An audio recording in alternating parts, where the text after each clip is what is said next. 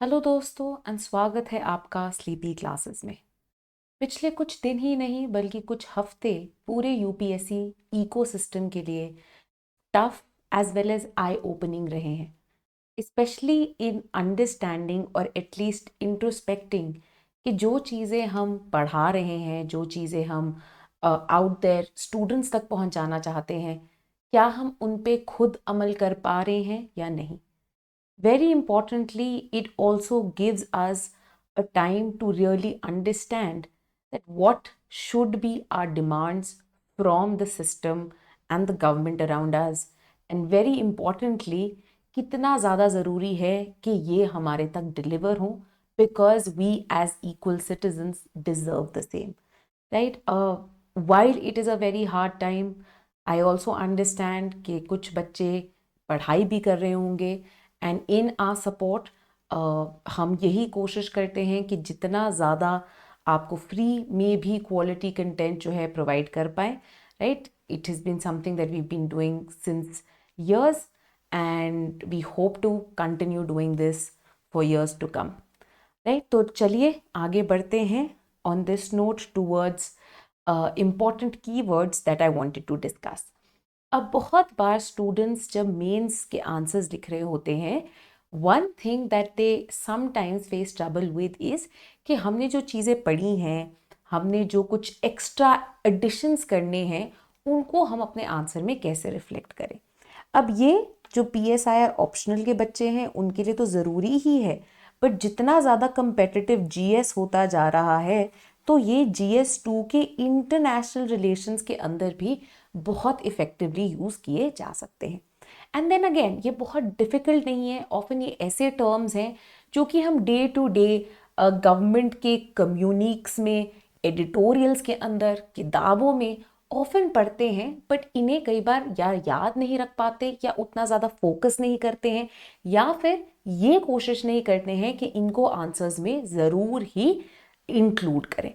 ठीक है, तो अब ज़्यादा नहीं, 10 इंपॉर्टेंट ऐसे कीवर्ड्स मैं आपको बताना चाहती हूँ एंड ये एक एग्जाम्पल है that how such a small exercise can go a long way into making your answer become even more specialized and expertise oriented. The first term, right, and it's a collection of terms जो कि हम contemporary Indian foreign policy Modi doctrine के साथ बहुत ज़्यादा associate करते हैं। The concepts of strategic autonomy, of multi alignment and issue based alignment. अब हमें पता है कोल्ड वॉर के दौरान दोनों ही जो फैक्शंस थे led by USA and USSR, उनसे हटके अपनी खुद की एक Indian independent foreign policy follow करने के लिए हमने नॉन अलाइनमेंट को टर्म किया था, राइट, और उसे फॉलो किया था। इन अ चेंज्ड वर्ल्ड टुडे, जहाँ पे शायद अब एक न्यू कोल्ड वॉर पनप रही है, दोबारा ग्रेट पावर राइवलरी आ रही है, but at the same time India is hoping to increase its global heft and make the best out of the situation for itself, ये टर्म्स बहुत ज़रूरी हो जाते हैं। स्ट्रैटेजिक ऑटोनॉमी दोबारा ही एक रीफॉर्मुलेटेड वर्जन है इंडिया का इस नए कॉन्टेक्स्ट के अंदर इंडिपेंडेंट फॉरेन पॉलिसी को फॉलो कर पाना, जहां पे ये प्रायोरिटाइज कर पाए अपने नेशनल इंटरेस्ट को मैक्सिमाइज करना as well as the freedom of action and means to pursue and get those national interest जो है उसे भी फॉलो थ्रू कर पाए।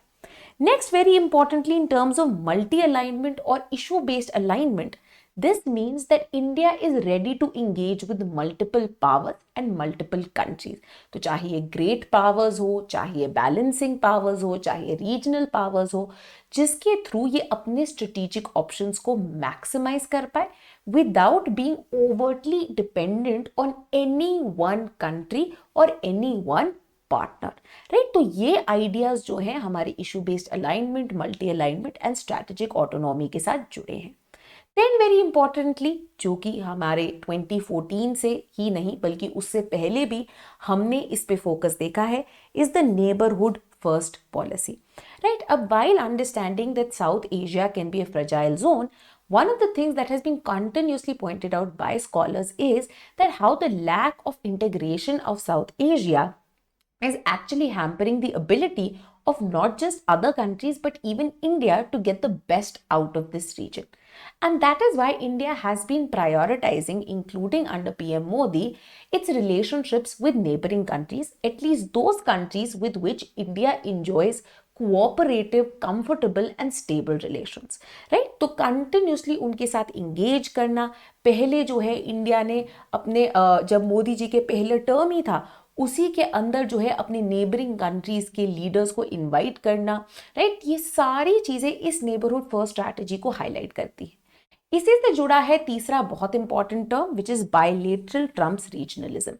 Now, in the beginning, very importantly, in the Modi doctrine, there were ideas of revitalizing, reinvigorating SAARC. But there was a quick realization that due to constant problems with Pakistan, interference of China, there was certain regional hurdles जिनके कारण इस तरह का एक regional cooperation शायद ना हमेशा निकल पाए। And that is why over the years, the Indian foreign policy institutions have tended to go down the route of bilateral mechanism, right? So one-on-one relationships के अंदर better engagement जो है साबित हुई है, तो चाहे ये इंडिया नेपाल हो, इंडिया भूटान हो, इंडिया बांग्लादेश हो, तो continuously bilateral route use करके अपने regional partners के साथ deepened relationship banana, this is something India has followed.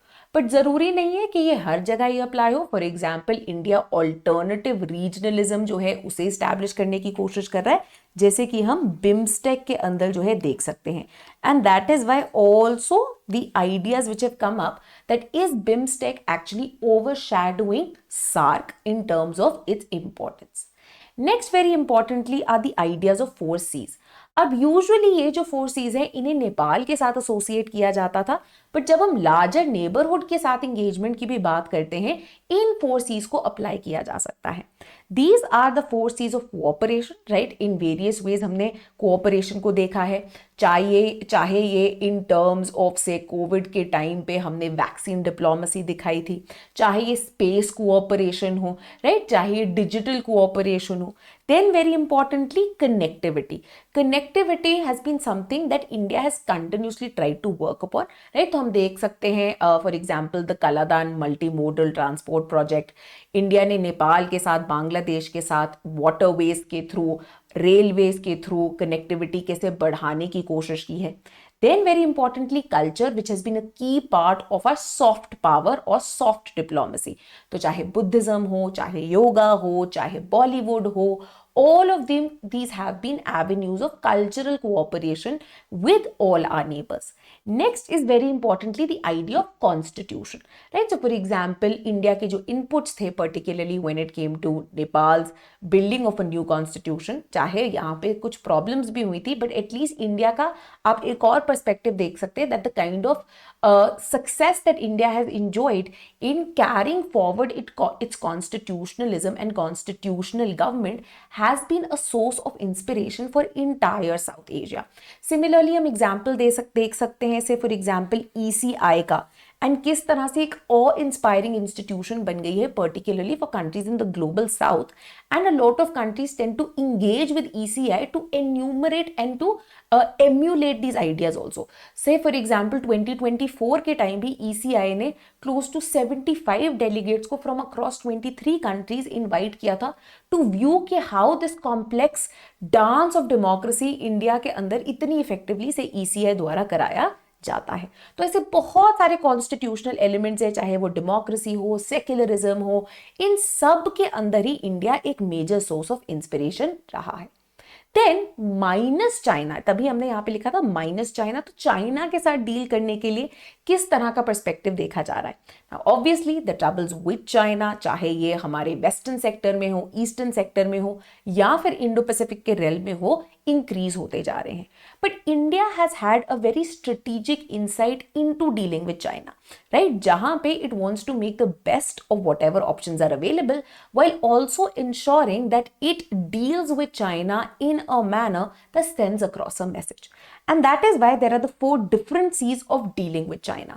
There is competition, right? Obviously, both of them are economic powerhouses, and especially as various countries look to reshore their businesses in the aftermath of the COVID-19 pandemic, India has come up as a great alternative, specially से जिस तरह से वो semiconductor industry में various subsidies दे के countries को invite करना चाहते हैं to relocate from China.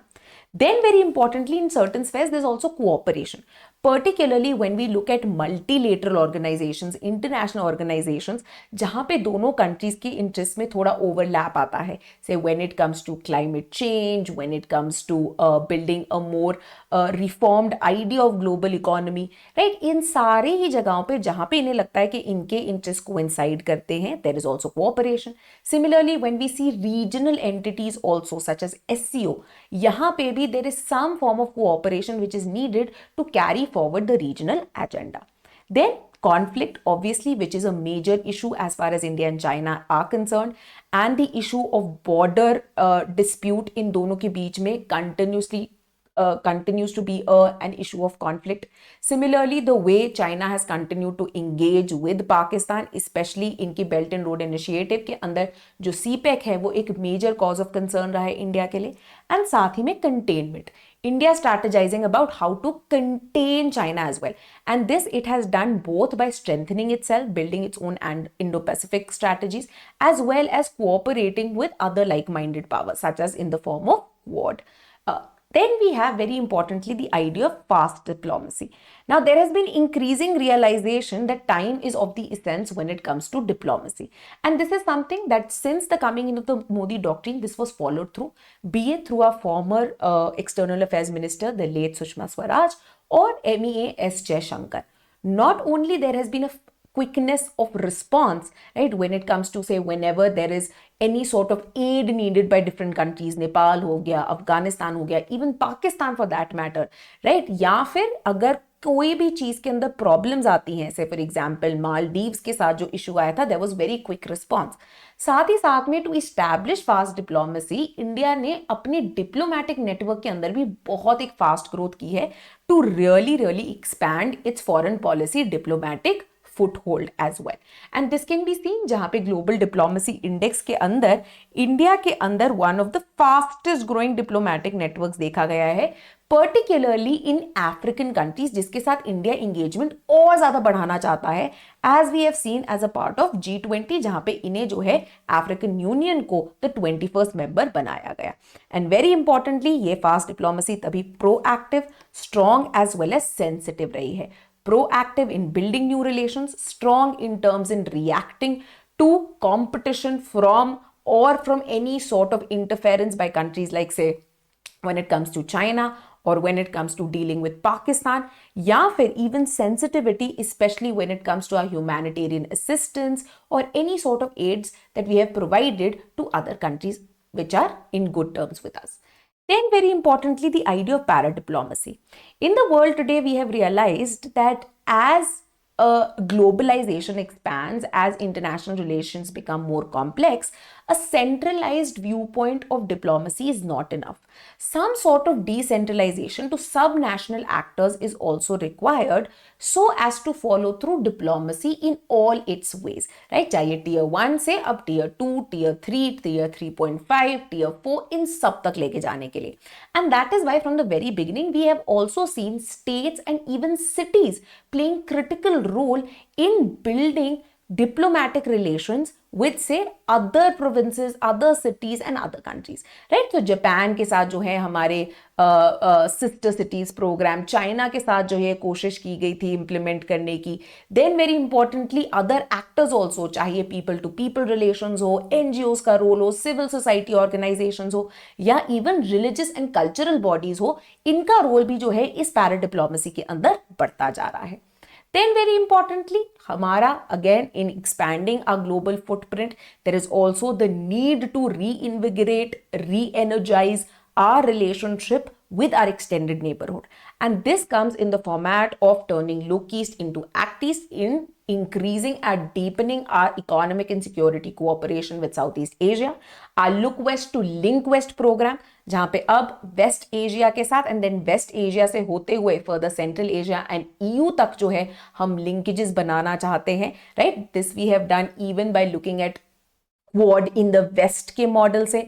Similarly जो हमारा नॉर्थ साउथ ट्रांसपोर्ट कॉरिडोर है, उसके through as well, right. And इसी के साथ जुड़ी है हमारी कनेक्ट सेंट्रल एशिया की पॉलिसी ऑल्सो, वेर इन ये जो हार्टलैंड है यूरेशियन रीजन का और इसके जो पोटेंशियल है in terms of economic resources, energy resources, that is something that India really wants to capitalise upon, and that is why India has also been working on deepening its relationship via this connect central Asia policy. Then another key terms, specially क्योंकि अब जो है apart from जो heartland theory we are also moving towards the idea of Indo Pacific and maritime theories becoming more and more important as far as geopolitics is concern. और इसी को tackle करने के लिए इंडिया ने idea of सागर आगे रखा है, राइट, जहां पे एक विजन ऑफ इंडियन ओशन को सोचा गया है, which rather than building or trying to make Indo-Pacific a zone of competition and conflict, imagines this area as a zone of cooperation and sustainable security as well as growth for not just India but all other countries जो कि Indo-Pacific के rim पे लाई करती हैं। Very importantly, यही जो Indo-Pacific की strategy has also been a main aspect of building relations with other countries like say Japan, right, जहाँ पे free and open Indo Pacific जो है इसको मेनली एम्फसाइज किया गया है, right. Not just Japan but even when we see India's interlinkage with other south east Asian countries, Vietnam, Philippines, इन सभी के साथ ये एक कोर हिस्सा है जहां पे इंडिया अपने ये जो एक इंक्लूसिव एथॉस है of making Indo Pacific also an open, rule based, stable as well as ensuring prosperity for one and all को अंडरलाइन करना चाहता है। Then we have very importantly, ये टर्म्स आपने सुने हुए हैं, द आइडियाज ऑफ विश्व गुरु एंड वसुधैव कुटुंबकम, वेर इन इंडिया जो है अब अपने सिविलाइजेशनल एंड एंशिएंट एथॉस को भी दोबारा री इमेजिन करके wants to bring it to the world. This was also the theme, Vasudhaiva Kutumbakam was also the theme of G20। It is the message that India wants to send across to the world, जहां पे ये एक जो है revisionist power नहीं बल्कि एक stabilising power की तरह अपने आप को इमेजिन करता है एंड होप करता है that by promoting its cultural, spiritual and intellectual heritage it will be able to ensure global cooperation and harmony. और इसी आइडिया से जुड़ा है द कॉन्सेप्ट ऑफ विश्व गुरु ऑल्सो, और world teacher, wherein we want to take this cultural, spiritual and political discourse which is based on harmony, which is based on peace, which is based on cooperation to the rest of the world as well, right. So ये terms को आप अपने answer के अंदर जो है बहुत effectively utilise कर सकते हैं to level up your answers, right, to make them sound even more specialised and expertise oriented. इसके अलावा अगर आपको और भी कोई हेल्प चाहिए हो, you are looking for other areas of international relations, political science, जहां पे कीवर्ड्स को ढूंढना या कौन से कीवर्ड सबसे इंपॉर्टेंट है वो आप नहीं समझ पा रहे हैं, हमें कमेंट्स में जरूर बताएं and we will come up with a video for the same. Thank you and keep watching Sleepy Classes.